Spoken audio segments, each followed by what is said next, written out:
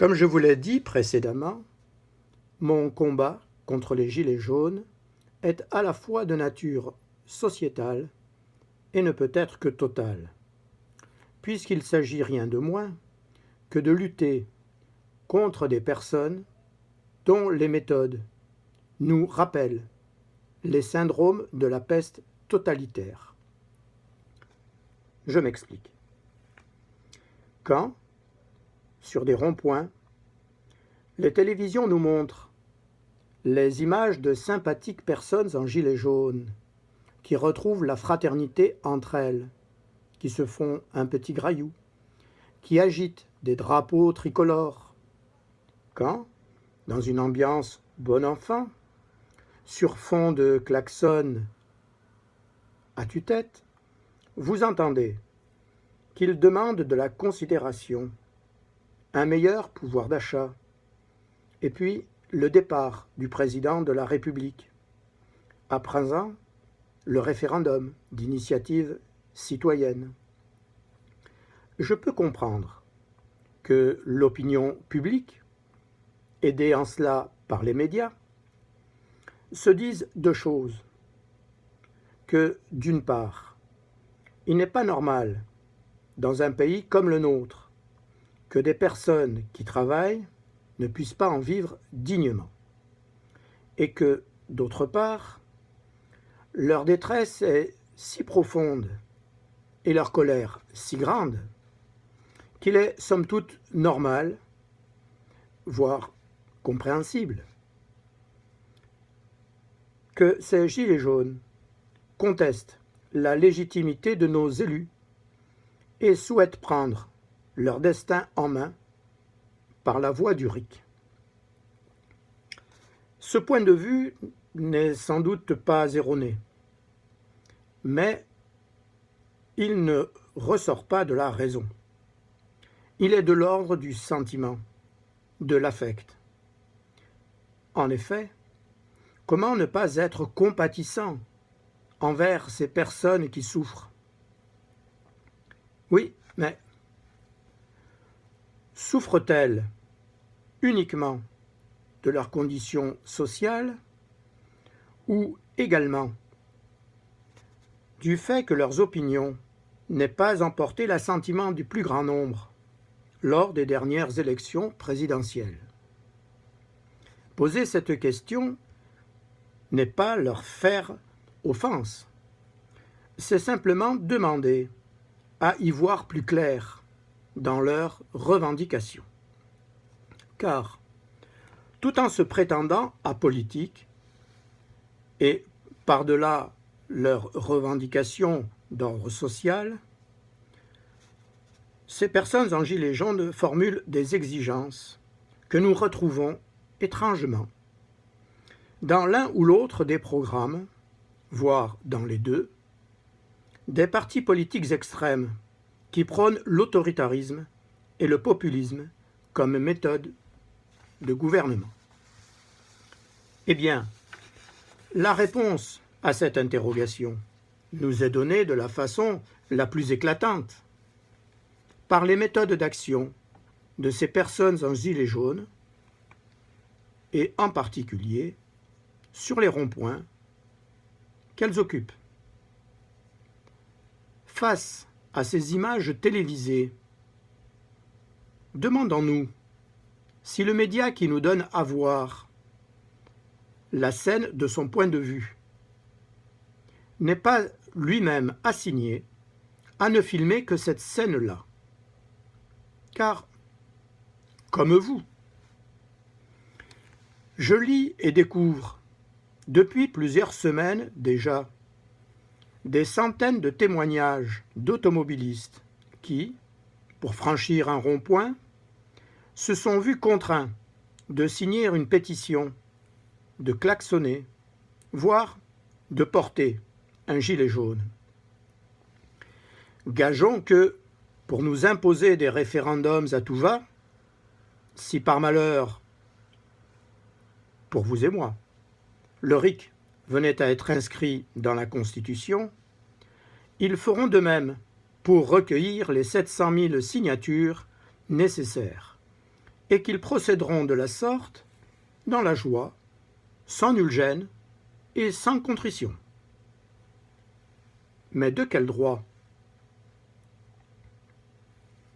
Je ne sais pas vous, ce que vous en pensez, mais moi, j'appelle cela un viol des consciences.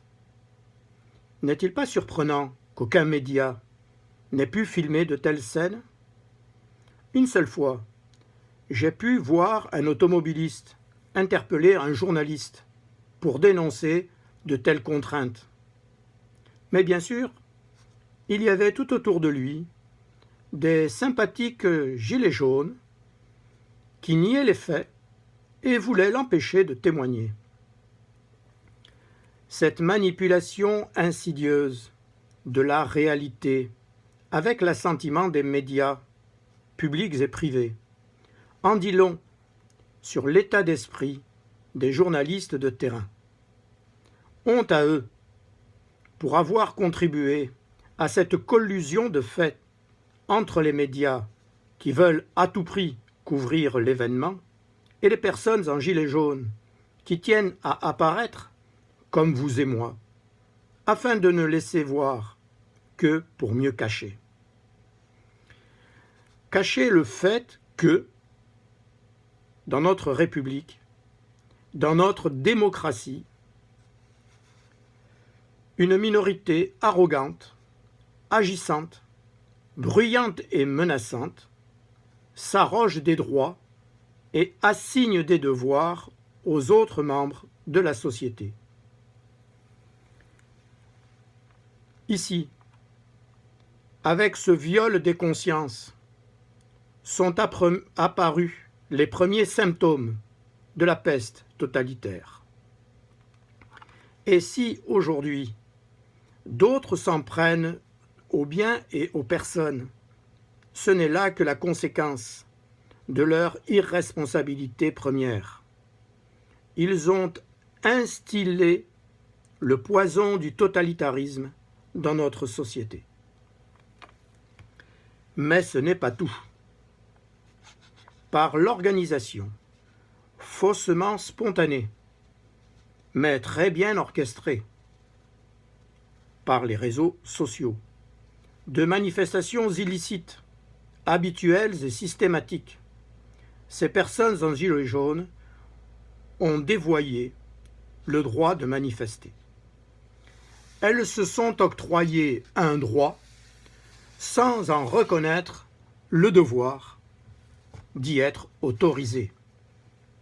Et plus révélateur encore de leur détermination à répandre dans la société ce fléau de l'autoritarisme, fondement de tous les totalitarismes, ces personnes en gilet jaune n'ont de cesse que de harceler les forces de l'ordre, dans le but déclaré, par les meilleurs eux-mêmes, de les affaiblir. C'est là une attitude criminelle, non seulement pour les participants excités et les policiers menacés, mais aussi et surtout pour notre démocratie. Car, ne soyons pas dupes, cette recherche délibérée et assumée de l'épuisement de nos forces de la République vise à contraindre les pouvoirs publics à plus de sévérité jusqu'au point limite où la répression finirait par rejoindre celle d'un État autoritaire. À partir de ce moment-là, nous assisterions à une inversion complète de nos valeurs, car ces gilets jaunes se présenteraient à l'opinion publique comme les défenseurs de nos libertés contre un État répressif. Et nous aurions alors des avocats, leurs avocats, qui viendraient en défense de ces manifestants, pourtant hors la loi, se prévaloir de l'article 2 de la Déclaration de 1789, en vertu duquel, je cite, « Le but de toute association politique est la conservation des droits naturels et imprescriptibles.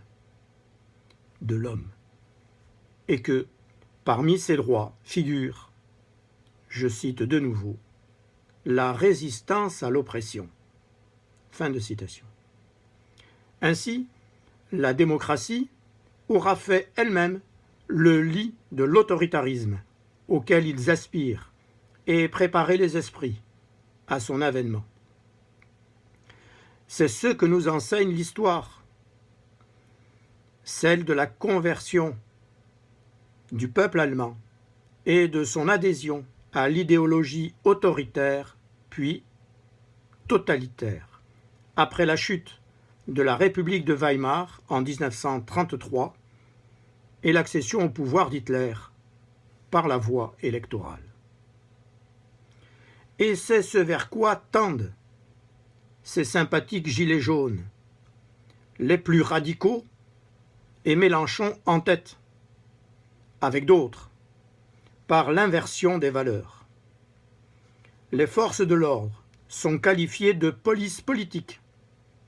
Le pouvoir exercé par le chef de l'État est dit autoritaire.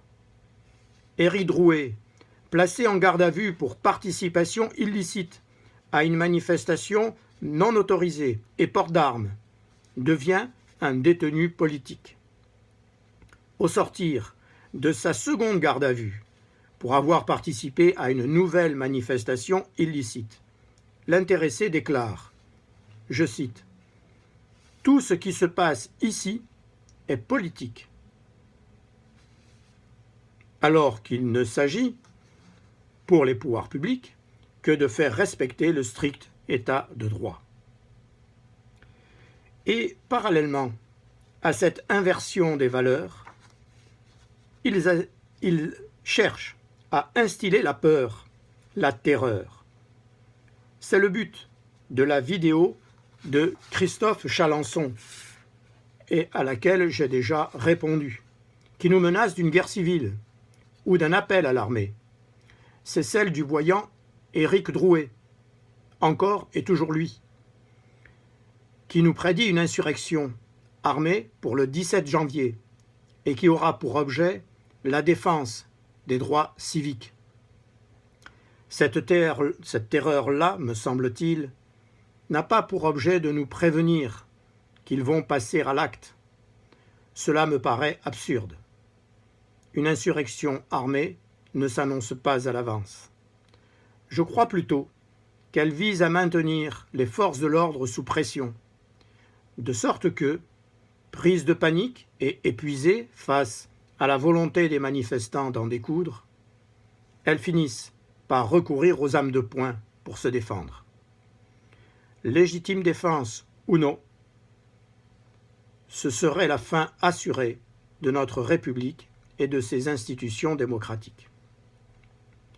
Tel est leur effroyable projet. Il s'agit pour ces gens-là de préparer les esprits, l'opinion publique, qui, elle aussi, sera lassée et épuisée par ces manifestations à répétition et démonstrations de force, à ce qu'ils appellent de leur vœu l'avènement par les urnes d'un régime autoritaire, avec le RIC pour seul lien entre un autocrate et le peuple. Le plus surprenant, c'est que des élus de la République souscrivent, participent à un tel projet. Surprenant, dis-je? Après tout, peut-être qu'ils ne font que tomber les masques, à la veille d'une victoire qu'ils pressentent toute proche. Voyez le député Mélenchon, qui n'hésite pas à faire allégeance à Éric Drouet, au risque d'être banni de la République. Il cherche le procès politique pour apparaître la victime d'un pouvoir répressif. À nous de les combattre. Et si nous voulons éviter à notre pays une telle dérive et le préserver de cette peste totalitaire, sachons d'abord à qui nous avons affaire. Retrouvez-moi dans ma vidéo suivante pour la seconde partie de mes réflexions consacrées à la riposte qui s'impose selon moi.